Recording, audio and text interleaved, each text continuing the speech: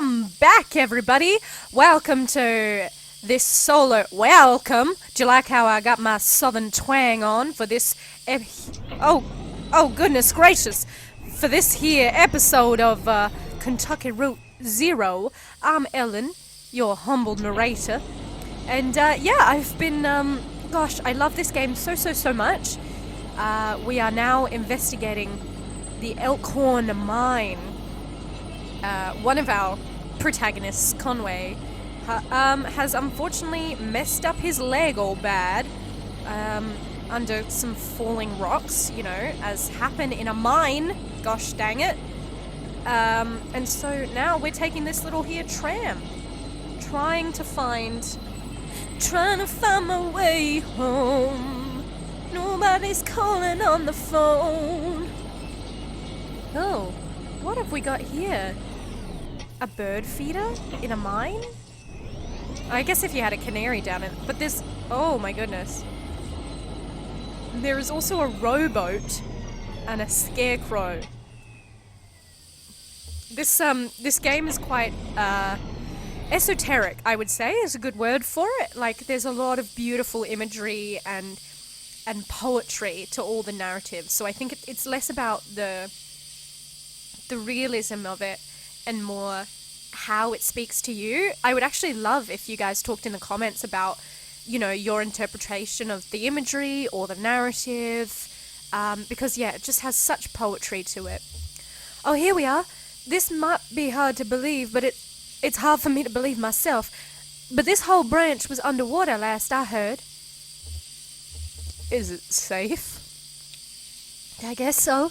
Looks like they finally drained it. Or maybe it just drained off on its own. The water came in pretty fast and a lot of folks got trapped in the tunnels. I only heard parts of how it went from there, sanitized for the bereaved. You know how these big companies are. But there was gossip too. The trapped miners couldn't get the pumps going because the power was rationed, so they shut all the lights off. But even then, it wasn't enough. So I guess it was dark when they... You lost some people down here, didn't you? We all lost people down here. Well, not all of us, but most of us. It doesn't matter now. Look, this old turntable is still wired up. The controls are dead, but I can use my signal generator to switch tracks if the water hasn't damaged it too much. Or we can just keep heading down this tunnel. Oh, this junk hanging up around the turntables from the company store. Just junk, you know. The miners would buy it and use it to decorate the place. Or as landmarks, I guess. Hard to know which way is down here. It's all so dim and grey. Shannon connects 2 clip leads from her signal generator to the turntable's electrical panel. We're on the track between the animal bones and the rowboat, so... Oh, there's the scarecrow. Let's go this way. The bat feeder and the scarecrow. There we go. Oh, wonderful. I love how the game, like the visuals of this game are just so stunning. Let's keep going then. To the bat feeder. So that's why there's all this random crap down here. It is still quite esoteric and figurative because we don't know why, but nuts. The track's all messed up here. This tram isn't going any further. I wonder what's down that tunnel. Well, we can't get off the tram. That would be bad. And I don't want to have one person exploring the depths of a mine. God, mines just really spook me something awful. Kind of like how, you know, underwater can be quite scary for people. Just the depths, the pure depths of going underground, where the further and further away we get from light and air, and just the whole place is oppressive, and you know, you're one big error away from just being wiped out, and yeah, we didn't really unpack the whole thing, but the idea that this area flooded and they couldn't have lights, or they couldn't drain it because they had to pay for their own electricity. And so as a result, they just turned out the lights, and yeah, what a terrible way to go. Let's go.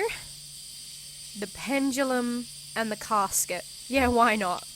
That seems ominous, so let's do it. Goodness gracious. And look, we've got bones from a cow? Surely this wasn't in the company's store too, but who knows? Who knows what kind of crap they would try and sell off to the miners. Alright, let's go. Things like this, though, they are like a testament to, I guess, the human will. That sounds a bit wanky, but, you know, whatever. You guys love it when I wank, right?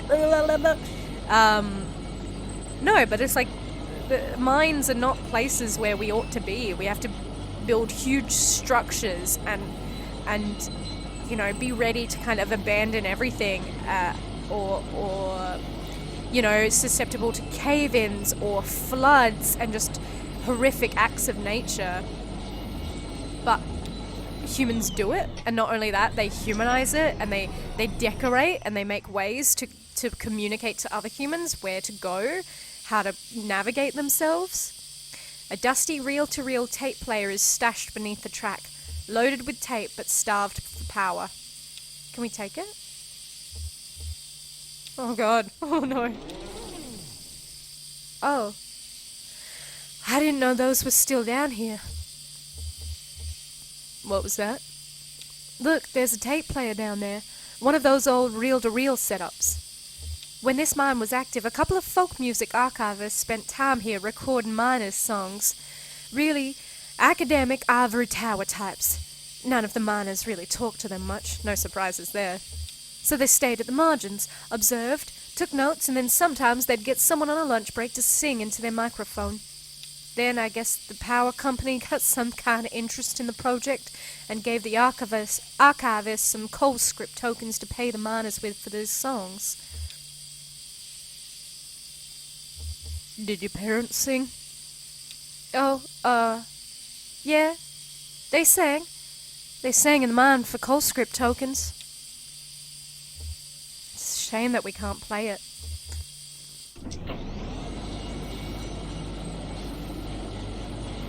And I wonder as well, with such a horrific, you know, like catastrophe and loss of lives. I don't want to say catastrophe because it does kind of like let the companies off the hook a little bit, doesn't it?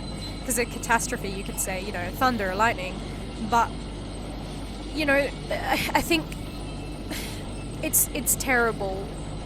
And, you know, even if a lot of efforts are made to try and make these places safe, not that I'm saying the company in here did, but there needs to be some kind of surely acceptance or practice for the company to acknowledge that these are inhospitable places that carry the risk of loss of life.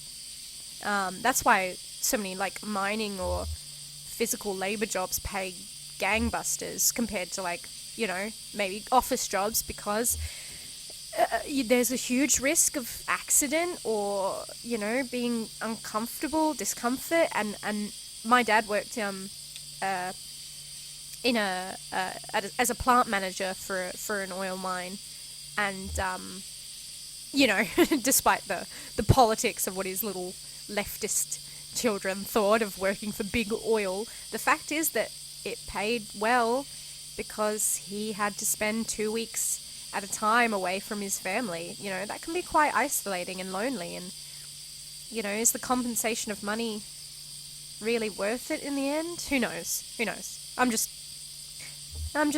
you know, reflecting. Did we do the bat feeder?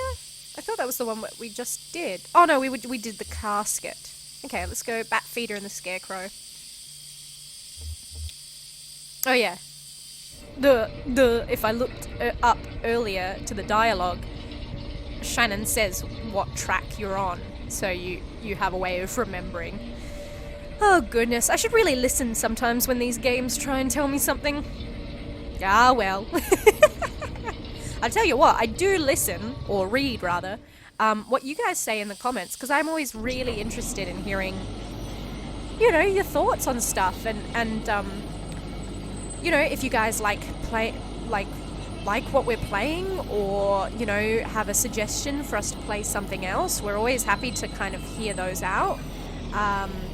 If you guys have kind of some extra insight that we don't know about, what's here? What's here that I'm not seeing? Or nothing. Oh, I just can't get back that way. Maybe I did explore that earlier. Back to the turntable, I guess, but I mean, I think I've explored all the avenues. Let's have a look. We're on the track between the Batfeeder and the Scarecrow, so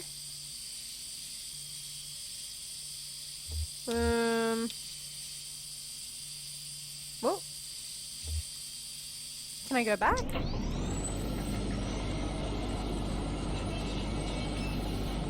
Look at the weird, trees down here as well. That seems super odd to me. I mean, obviously, a lot of structure that's holding this thing up would be wood, but dead end. Do you hear that? Kind of a muffled rumbling. Oh god.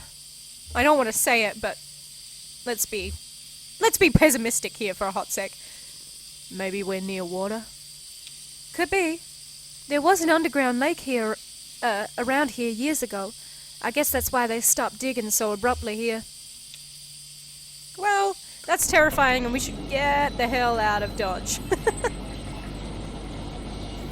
One thing that I didn't kind of explore is that being on different tracks might mean we can get different places if I head to the left side. So I'm gonna do that too. And just making sure that I can't go nowhere at this end. Seems a lot of these areas are caved in or otherwise inaccessible. So look at this tram. There's just a random bird cage there. Oh no, it's not random. That would be for canaries. Yeah. What a strange practice.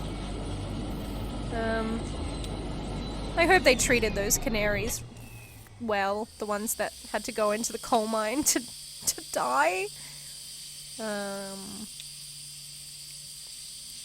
Let's go the pendulum and the casket. I think that's the one I was on before. And let's see if we can't go to the left.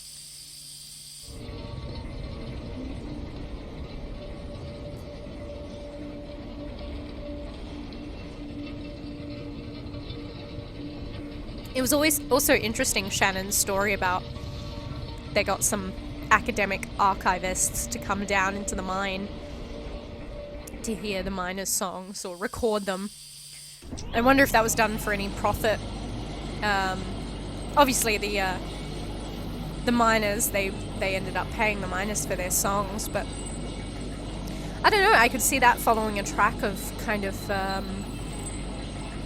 exploiting workers and their... Oh my goodness. Wow. Look at all this. A stage? Yeah, it is like a stage, isn't it? I was going to say it's like a dollhouse. Damn. It's almost totally intact. I thought it would have been destroyed. What is this place? It's a recording studio, basically. Kind of thrown together, but... This is where the archivists would record. And I guess then they'd sequester themselves down by that tape deck we found to listen to the recorded songs. What do you think the archivists were after? Data, I guess. Comparing intonation, subject matter, diction. You know, all those little details that no one really thinks about when they listen to music. Yeah, academics are great at that stuff. Let's get out of here.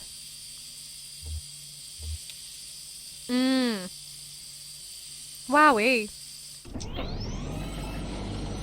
And I wonder how comfortable the I guess the archivists would have been.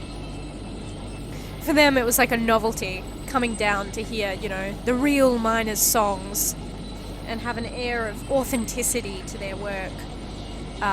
Whereas, you know, it's not a fun little choice for the miners, it's their life or it ain't. You know, I can see that being a huge point of conflict. You can tell in Shannon that she, you know, it's kind of like with like the Dead Poets Society, there shouldn't, how can there be like a formula for poetry? It doesn't speak to logic, it speaks to emotion.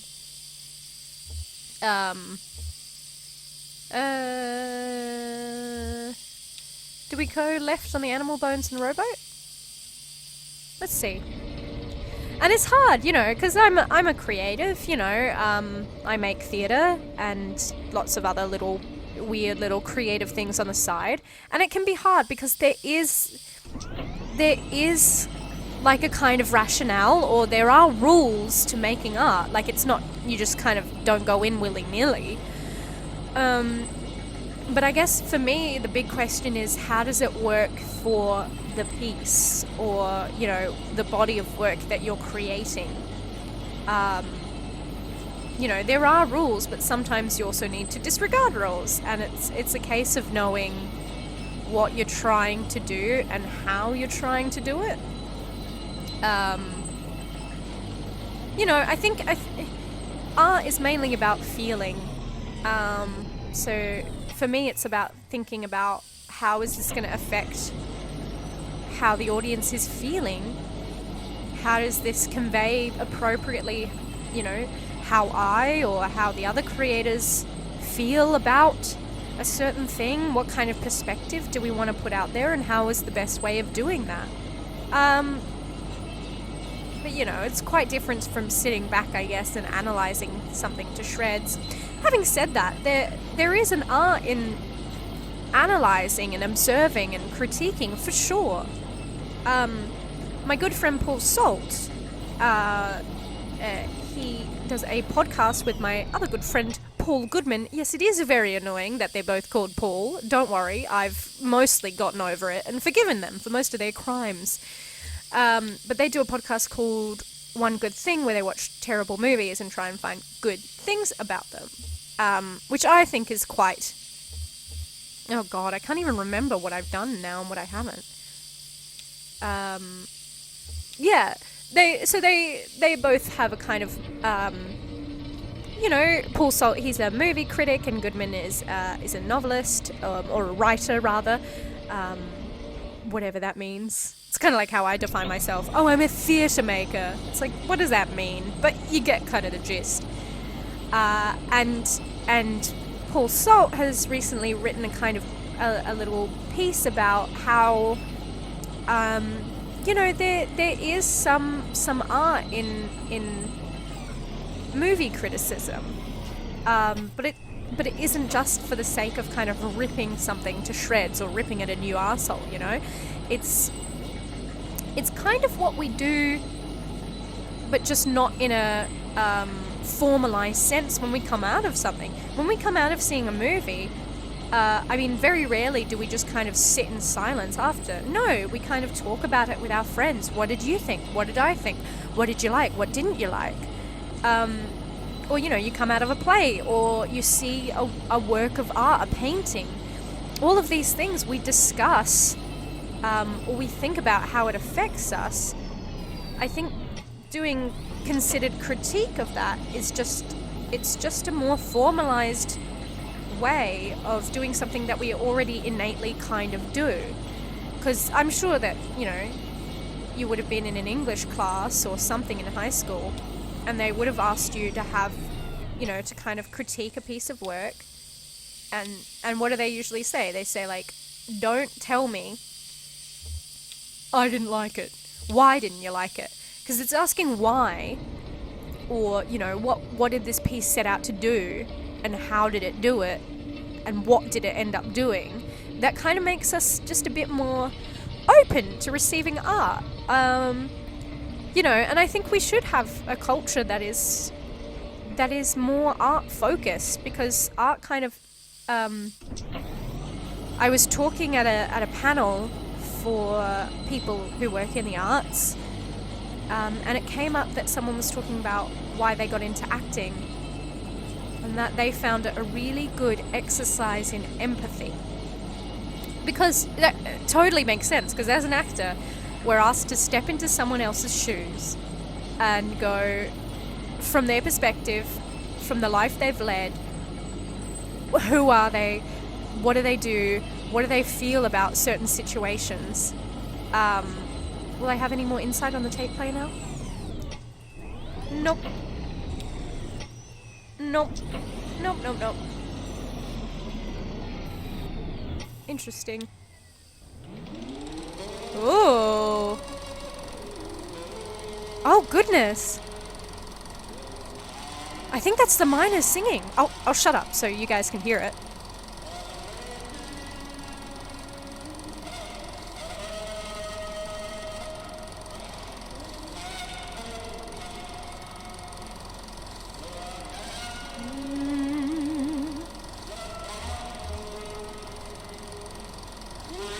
Yeah. God.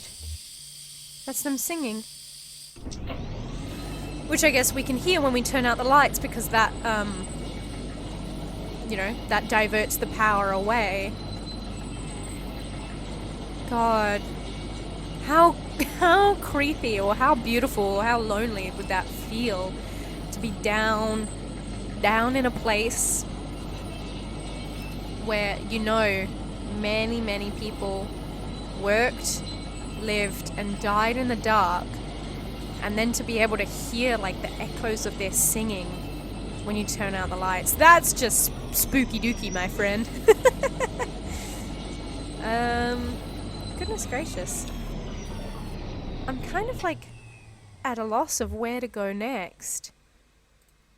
But you know, I'll keep having a look. We're on the track between the pendulum and the casket.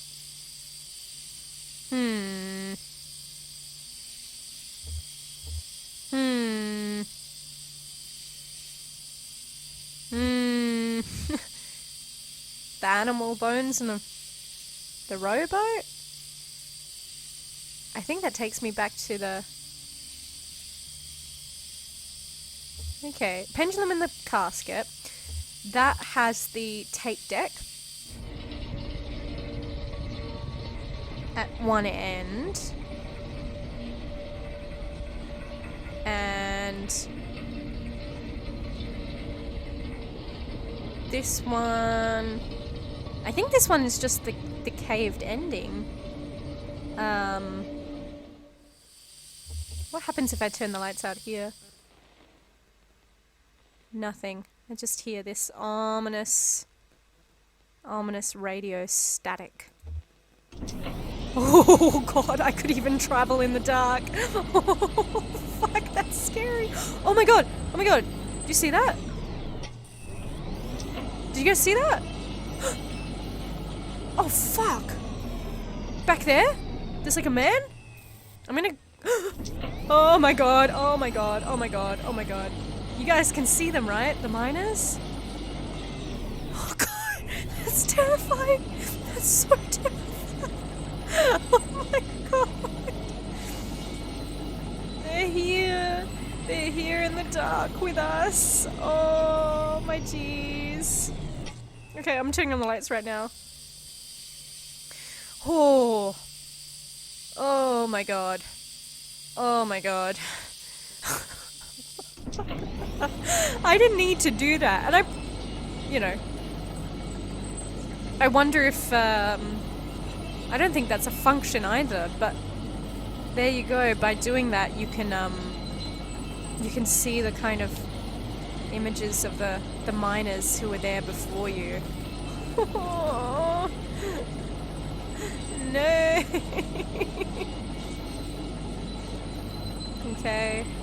We're traveling down.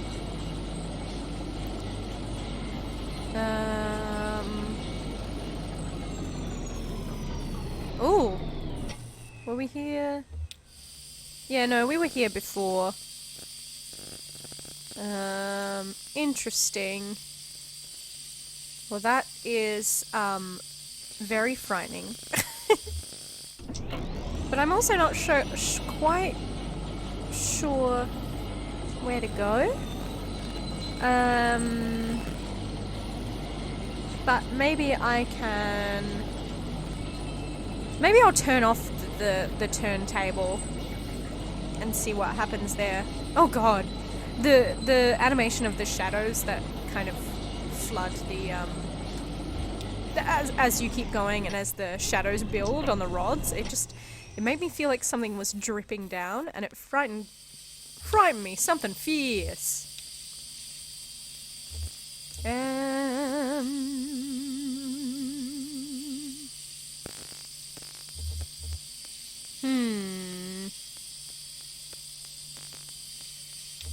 What happens if I disconnect it? Yeah.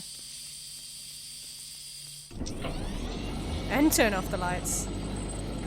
2, 3. There they are. Wow, I don't think I ever noticed that before when playing this game.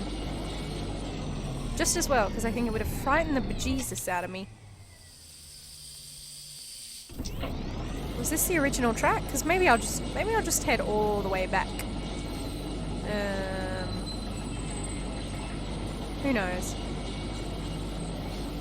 Who knows?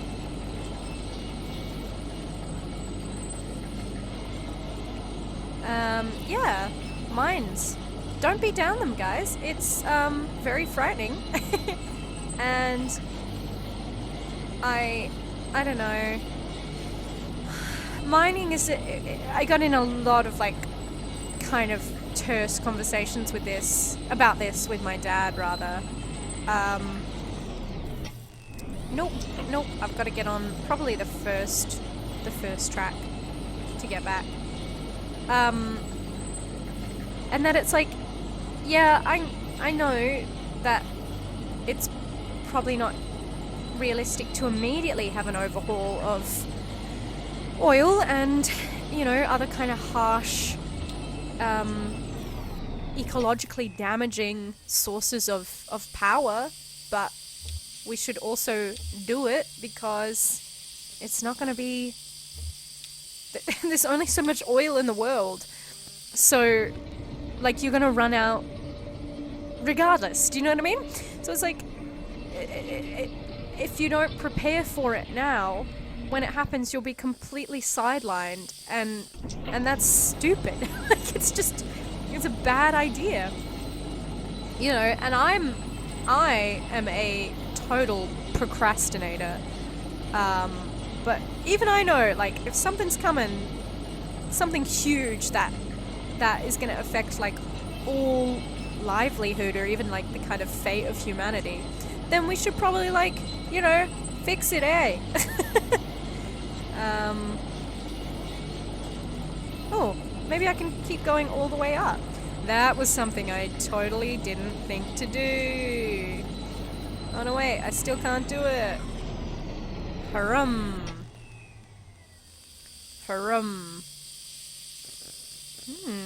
I'm a bit stuck here, guys. Stuck in a mine, which is a terrible way to be.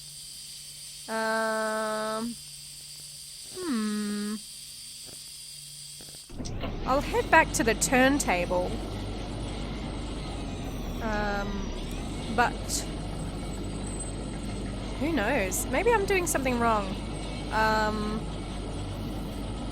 I definitely don't want to be, like, alone in the dark too long, and I don't want to turn the lights off and navigate that way, but maybe that's what I gotta do.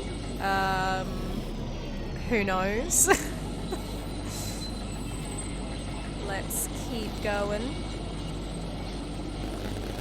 I also wonder how bad his Conway's leg is. Because if he has been trapped under falling rocks, I'm gonna guess that that's the animal bones and the rowboat. Let's see what is totally at the end. And sure, why not? Let's be spooky about it. Because this is a spooky game. The spooky experts. Not that I'm an expert by any means. There we are. What is that? I wonder if she could get off and explore that. Oh! Is that the exit? That certainly looks a lot like a... Okay, maybe not. It looks a lot like an exit. But, you know, what would I know, eh? Thank God. Oh, that was totally Minnesotan, right? Thank God. Ooh, okay. Thank God. Okay. Yeah, let's go, I think. Yeah, okay, the tunnel? Where the tracks were broken, I'd like to take a look down there.